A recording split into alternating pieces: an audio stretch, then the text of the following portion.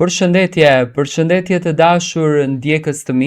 ja ku po ritakohemi sërish sot në kanalin Monitor TV,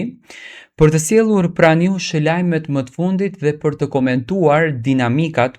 edhe ngjarjet që ndodhin brenda shtëpisë së Big Brotherit. Do ta nis këtë ditë, do ta nis këtë komentim me një ofendim i cili siç duket nuk është se ka rënë në sy të produksionit. Natën e ditëlindjes në fakt të Dolces, Edi dhe Fjolla patë një kacafytje të vogël ashtu siç mund të kenë banorët brenda shtëpisë së Big Brother. Dhe Fjolla përdori një fjalë që në fakt ajo fjala është bërë shumë virale në rrjetet sociale, duke quajtur Edin si bir, më falni shprehje, bir kurve. Do me thënë, në këtë mes ofendoi nënën e Edit, ofendoi familjen e Edit, ofendoi rrethin e Edit. Tani, unë nuk e kuptoj në fakt, sepse produksioni nuk merr masa dhe çfarë bën. Deri më tani, që kanë kaluar pothuajse 24 orë nga ky ofendim, produksioni nuk ka marrë asnjë lloj mase kundër drejt Fjollës. Ndoshta sonte do të shqyrtohet në prajmin e natës së sonte, me patjetër që po, nuk mund ta anashkalojnë, sepse është një fjalë shumë e rëndë adresuar një banorit me ofendime, me sharje, me denigrime deri në atë gjendje, dhe në fakt Edi nuk është se e ka dëgjuar, se po ta dëgjonte Edi duke ja thënë Fjolla, besoj që do të kishte arritur në kulminacion. Familja e Edit me të drejtë kanë reaguar ditën e djeshme ku kërkojnë drejtësi nga ana e produksionit dhe jo të anashkalon këto fjalë që në fakt janë fjalët më të rënda që mund t'ia thuash një personit dhe sidomos në një format të tillë ku këtu do me thënë më humbet kuptimin edhe loja e Big Brotherit. Fjolla siç duket nuk është në veten e saj, atë e ka rëmbyer si shumë Big Brotheri, mua mu duk në fillim si një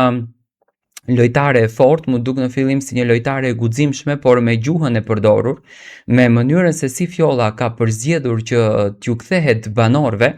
kjo është e turpshme dhe shpresoj që sonte, në fakt unë apeloj dhe kërkoj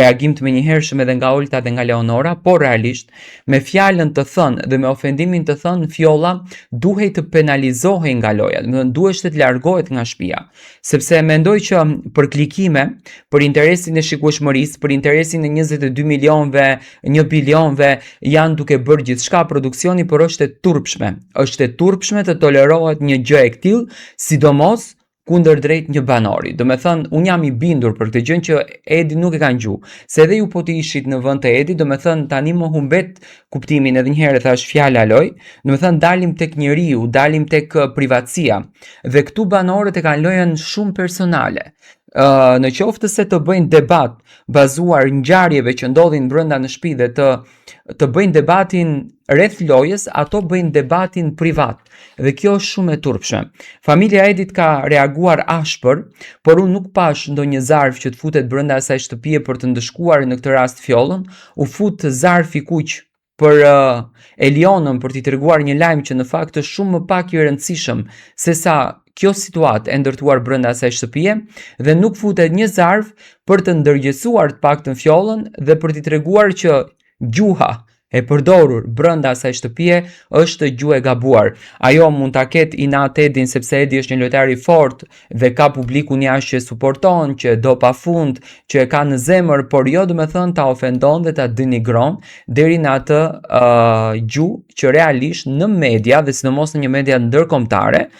nuk duhet pranuar dhe nuk duhet toleruar asnjë veprim i tillë. Unë shpresoj që ditën e sotme do me thënë të merren masa, sepse kështu nuk e di se ku do të arrijë ky Big Brother, derisa këto brenda një muaji gjuajnë njëri tjetrin me fjalët bir kurve, që është shumë e rëndë për familjen e tij, për nënën e tij ta thuash një fjalë të tillë. Imagjinoni këto pas 2 muajsh çfarë mund të bëjnë. Domethënë, thjesht përdorni logjikën të kuptoni çfarë mund të bëjnë këto pas 2 muajsh. Unë shpresoj që edhe Olsa të ketë një reagim dhe të mos t'i quan normale këto gjëra, sepse këto realisht nuk janë gjëra normale dhe me patjetër që duhet të dënuar.